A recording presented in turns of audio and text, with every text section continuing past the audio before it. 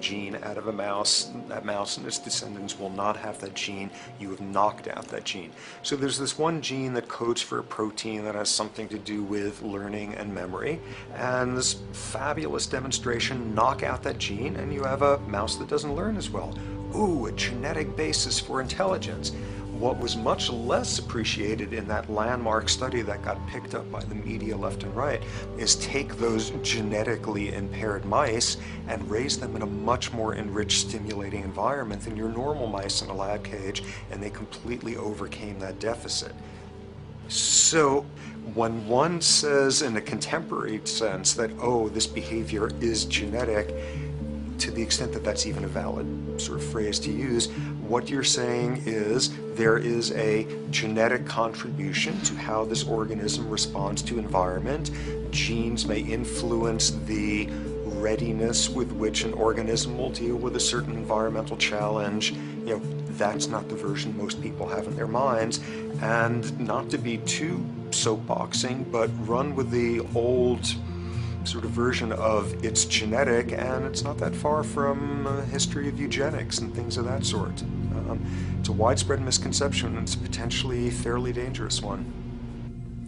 One reason that the sort of biological explanation for violence, one reason that hypothesis is potentially dangerous, it's not just misleading, it can really do harm, is because if you believe that, you could very easily say, well, there's nothing we can do to change the predisposition people have to becoming violent. All we can do if somebody becomes violent is punish them, you know, lock them up or execute them. But we don't need to worry about changing the social environment or the social preconditions that may lead people to become violent, because that's irrelevant. The genetic argument allows us the luxury of ignoring past and present historical and social factors. And in the words of Louis Menand, he wrote in the New Yorker, very astutely, he said, "It's all in the genes, an explanation for the way things are that does not threaten the way things are. Why should someone feel unhappy or engage in antisocial behavior when that person is living in the freest and most prosperous nation on earth? It can't be the system. There must be a flaw in the wiring somewhere," which is a good way of putting it. So the genetic argument is simply a cop-out, which allows us to ignore the social and economic and political factors that in fact underlie many troublesome behaviors.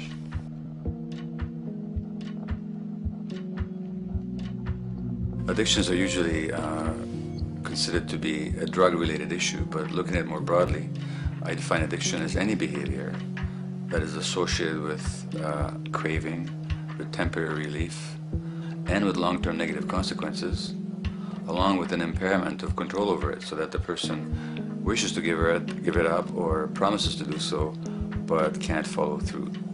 And when you understand that, then you can see that there are many more addictions than simply those related to drugs. There's workaholism, there's addiction to shopping, to the internet, to video games. There's the addiction to power. People have power, but they want more and more and more. Nothing is ever enough for them. Acquisition, corporations that must own more and more. The addiction to oil, but at least to the wealth and to the products made accessible to us by oil. Look at the negative consequences on the environment. We're destroying the very earth that we inhabit for the sake of that addiction. Now, these addictions are far more devastating in their social consequences than the cocaine or heroin habits of my downtown East Side patients. Yet they're rewarded and considered to be respectable. The tobacco company executive that shows a higher profit will get a much bigger reward. He doesn't face any negative consequences legally or otherwise. In fact, he's a respected member of the board of several other corporations. But tobacco smoke-related diseases kill 5.5 million people around the world every year. In the United States, they kill 400,000 people a year. And these people are addicted to what? To profit. To such a degree are they addicted that they're actually in denial about the impact of their activities, which is typical for addicts, is denial. And that's a respectable one. It's respectable to be addicted to profit no matter what the cost. So what is acceptable and what is respectable is a highly arbitrary phenomenon in our society. And it seems like the greater the harm, the more respectable the addiction.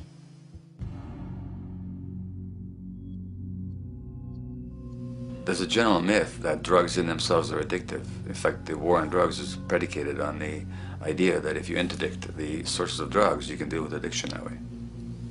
Now, if we understand addiction in a broader sense, we see that nothing in itself is addictive. No substance, no drug is by itself addictive, and no behavior is by itself addictive. Many people can go shopping without becoming shopaholics. Not everybody becomes a food addict. Not everyone who drinks a glass of wine becomes an alcoholic. So the real issue is what makes people susceptible, because it's the combination of a susceptible individual and the potentially addictive substance or behavior that actually then makes for full flowering of addiction. In short, it's not the drug that's addictive, it's the question of the susceptibility of the individual to being addicted to a particular substance or behavior. If we wish to understand what then makes some people susceptible, we actually have to look at their life experience. The old idea, although it's old, but it's still broadly held, that addictions are due to some genetic cause is simply scientifically untenable. What the case is actually is that certain life experiences make people susceptible. Life experiences that not only shape the person's personality and psychological needs, but also their very brains in certain ways. And that process begins in utero.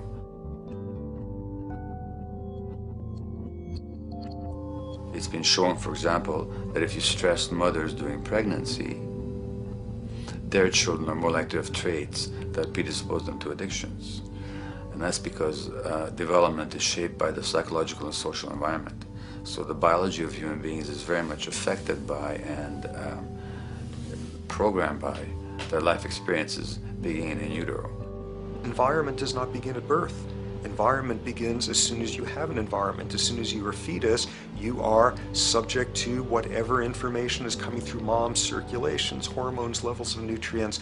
Great landmark example of this, something called the Dutch hunger winter. 1944, Nazis occupying Holland. For a bunch of reasons, they decide to take all the food and divert it to Germany. For 3 months, everybody there is starving. Tens of thousands of people starve to death. What the Dutch hunger winter effect is, if you were a second or third trimester fetus during the starvation, your body learned something very unique during that time. As it turns out, second, third trimester, something that your body is going about trying to learn about the environment is, well, how menacing of a place is it out there? How plentiful? How much nutrients am I getting by way of mom's circulation? Be a fetus who is starving during that time, and your body programs forever after to be really, really, really stingy with your sugar and fat, and what you do is you store every bit of it. Be a Dutch hunger winter fetus, and half a century later, everything else being equal, you are more likely to have high blood pressure, obesity, or metabolic syndrome. That is environment coming in a very unexpected place. You can stress animals in a laboratory when they're pregnant, and their offspring will be more likely to use cocaine and alcohol as adults.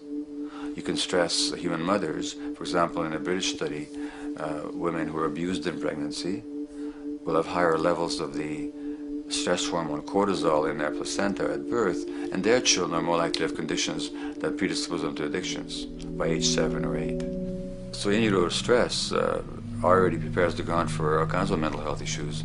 Israeli study done prior on children born to mothers who were pregnant prior to the onset of the 1967 war. These women, of course, are very stressed, and their offspring have a higher incidence of schizophrenia than the average cohort. So there's plenty of evidence now that prenatal effects have a huge impact on the developing human being.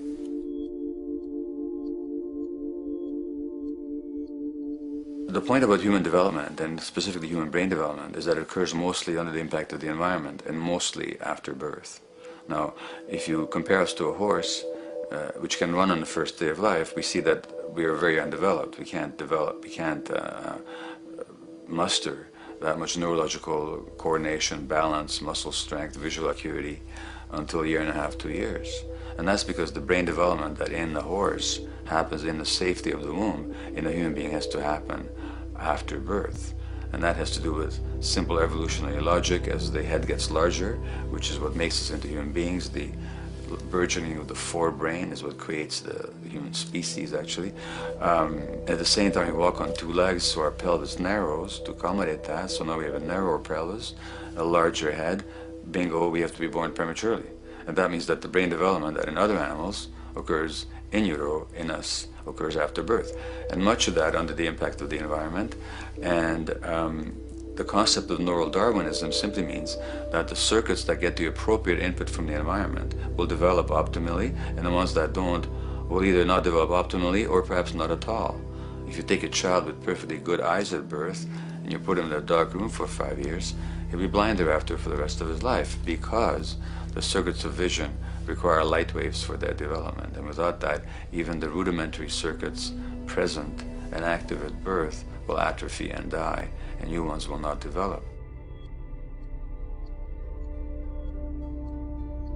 There's a significant way in which early experiences shape adult behavior,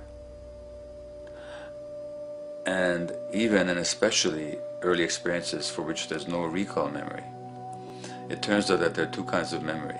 There is explicit memory, which is recall. This is when you can call back facts, details, episodes, circumstances. But the structure in the brain, which is called the hippocampus, which encodes recall memory, it doesn't even begin to develop fully until a year and a half, and it's not fully developed until much later, which is why hardly anybody has any recall memory prior to 18 months. But there's another kind of memory, which is called implicit memory, which is in fact an emotional memory, where the emotional impact and the interpretation that the child makes of those emotional experiences is ingrained in the brain in the form of nerve circuits ready to fire without specific recall. So to give you a clear example, people who are adopted have a lifelong sense of rejection very often. They can't recall the adoption, they can't recall the separation of a birth mother, because there's nothing there to recall with. But the emotional memory of separation and rejection is deeply embedded in their brains. Hence, they're much more likely to experience a sense of rejection and a great emotional upset when they perceive themselves as being rejected than other people. That's not unique to people who are adopted, but it's particularly strong in them because of this function of implicit memory. People who are addicted, given that they, according to all the research literature, certainly in my experience, the hardcore addicts virtually were all significantly abused as children or suffered severe emotional loss. Their emotional or implicit memories are those of a world that's not safe and not helpful, caregivers who are not to be trusted, and relationships that are not safe enough to open up to vulnerably. And hence their responses tend to be to keep themselves separate from really intimate relationships, not to trust caregivers, doctors and other people who are trying to help them, and generally see the world as an unsafe place. And that's strictly a function of implicit memory, which sometimes has to do with incidents they don't even recall.